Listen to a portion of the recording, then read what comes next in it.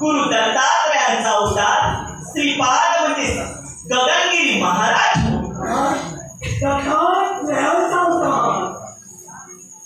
आणि यांच्यावर जर तुझ्या शस्त्राचा आघात झाला असता तर हे सारं विश्व लयाला गेलं असतं.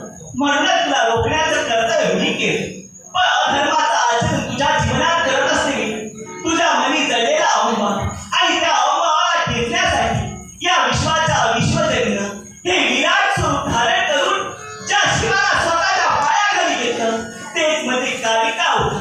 त्या कालिके स्वरूपानं तुझ्या नेत्रासमोर उभी ठाकली. यावेळी तू केलेल्या कृतीची जर तुला पश्चाताप होत असते आणि या विश्वाच्या विश्वजनी शरण येत असते तर चुकविलंय तुझं मी मरण.